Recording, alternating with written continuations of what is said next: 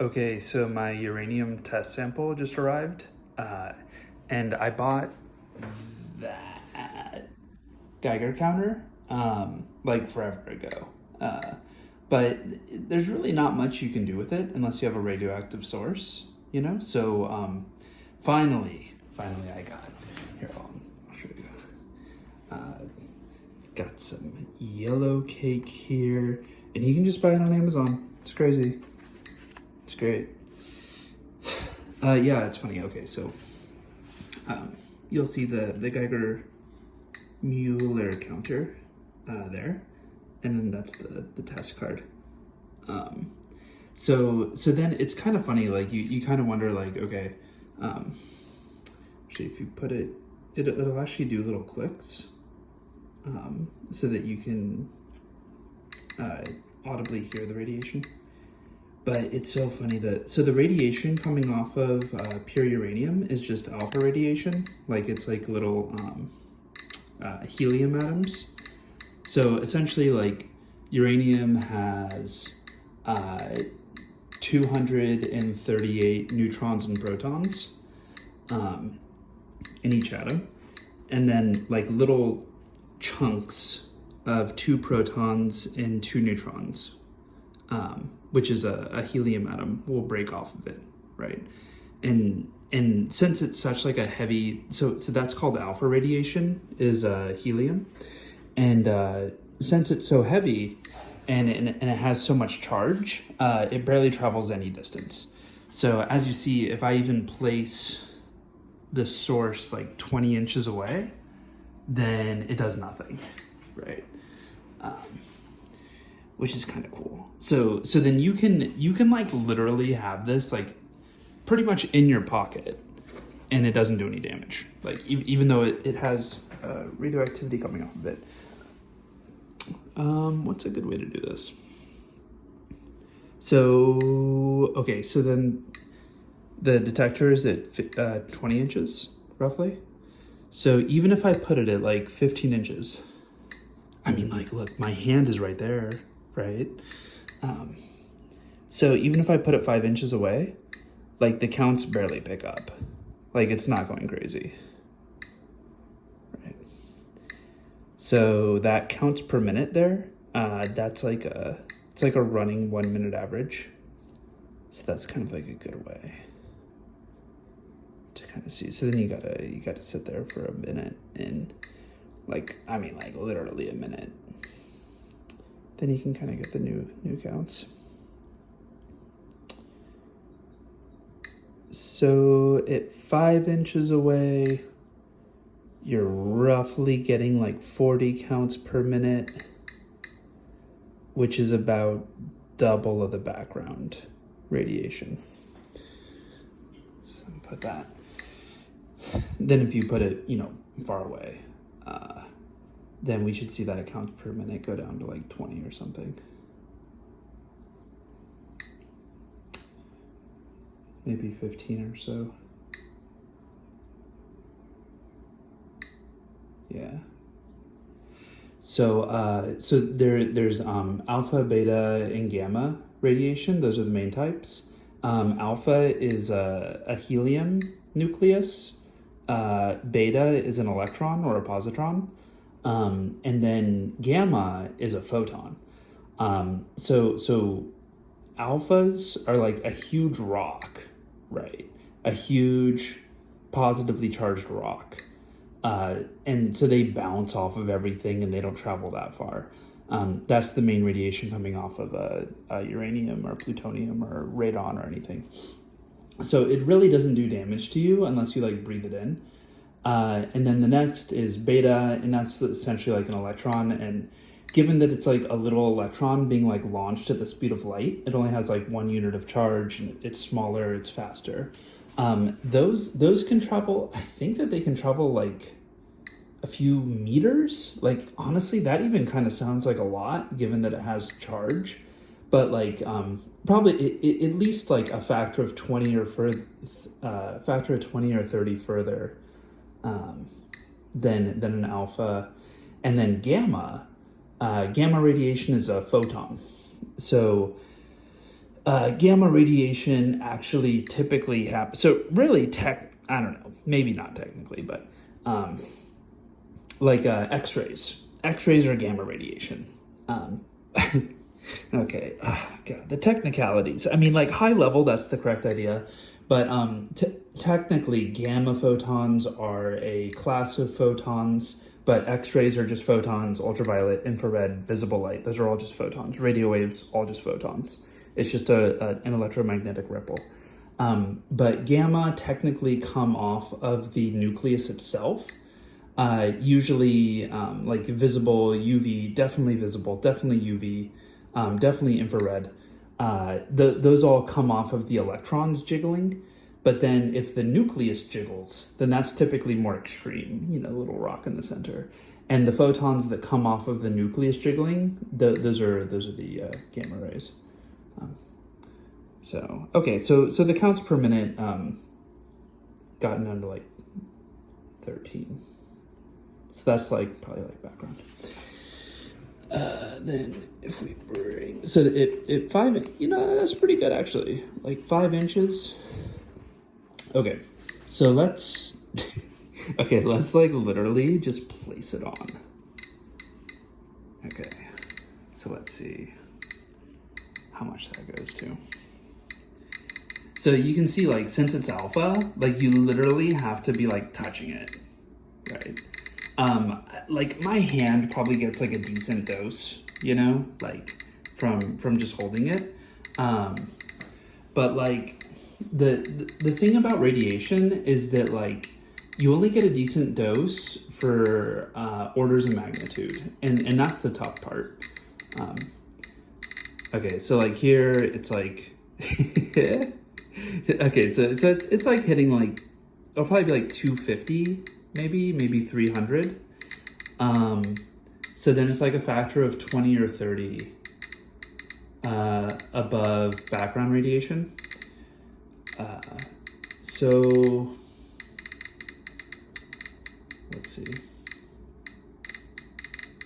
So background radiation, actually let's like let that sit for a little bit. Maybe it'll go up to 400. Probably won't. But so if you look at XKCD, XKCD.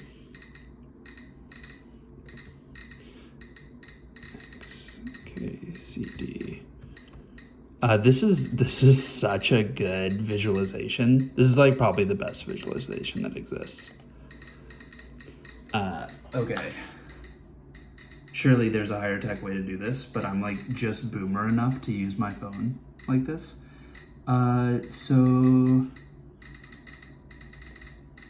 Okay, 1 day of background radiation is like 10 microsieverts. So that's like, yeah, I think like this guy, 10 microsieverts. So then if you do 10 divided by 24 times 60, then you get how many microsieverts per minute? God. Okay, so it's 7 nanosieverts per minute is natural background, right? Okay, so 7 nanosieverts. Okay, 1 minute.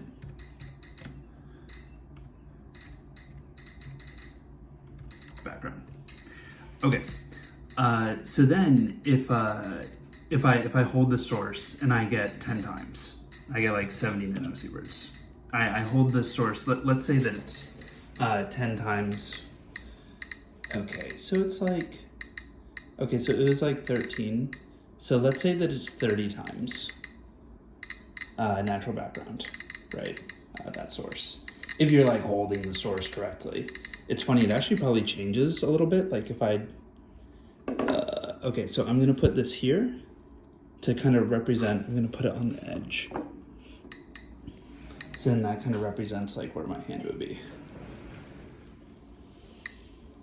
It's crazy, it drops so much.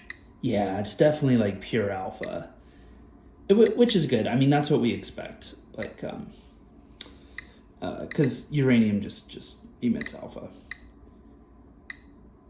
Man, it's really amazing how fast that dropped. It's almost like half. Just like a couple of inches away. Yeah. Okay. So let's just say that my finger, okay, let's just say it's 10 times. Right. Okay. Then I don't have to delete anything. Okay. So then let's say that I got 70 nanosieverts. Because I held the source for 1 minute. Nanosieverts is equal to 0.07 microsieverts. Right? Yeah. Is it? Yeah. 700 would be 0.7. Okay. So, I'm not going to show you my credit card. Okay. So eating one banana is 100 nanosieverts. Okay. Yeah, that's decent. So holding this radioactive source by the edge for 1 minute gives your hand as much dose as what you would roughly get from eating one banana. And that's the thing, like all these things like this like nano, micro, whatever, you know, and that's go away. That's part of like the beauty of what this chart tries to show. Like you see like all this like an X-ray, background radiation, a plane flight, all of that blue is actually just like a teeny tiny little section. And so when people talk, they say like, oh, like, well, is it radioactive? It's like, you are literally radioactive. Like sleeping next to someone, you get dosed, right? So that's 0.05 microsieverts. So sleeping next to someone gives you dosage on the order of holding uranium. Like literally, that is just literally what it does. So then they're like, ew, like nuclear fusion is like still radioactive. And I'm like, oh my God. Like if any, because everything's radioactive. Like this computer is radioactive. This phone, everything is radioactive, you know? And it just doesn't really do anything. So you see the plane flight down here, right? That's a coast-to-coast plane flight. That's nothing, you know? Like this is insane. This is the maximum yearly dose if you work at like a power plant or something, and this is totally fine. Like you're not gonna get cancer. You're gonna have zero damage done to you, right? It's just not. And then meanwhile, this radioactive dose is like eating a banana, right? The uranium, the yellow cake. It's like eating a banana, which is like this teeny tiny amount, which is a teeny tiny amount of this, which is a teeny tiny amount of this, which is a teeny tiny amount of this. And it's just so counterintuitive. So then there's these people, really like word cells, who like nitpick. Okay, I'm just using the back-facing camera. I hope that it's like pointing at my face. So then it's so annoying for people who like have like a basic scientific background, like trying to like talk about radiation with people, and they use like radiation as rebuttals. And that's like such a big part of the reason why the media sources were able to create so much fear and propaganda about fission, starting in like the 60s, the 70s, the 80s, right? Because such small amounts, like insanely small amounts of radiation were released, completely harmless, like factually, scientifically harmless.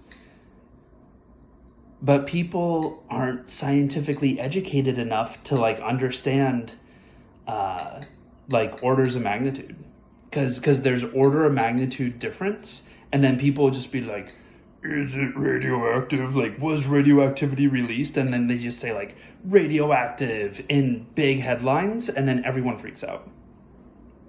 So this is insane.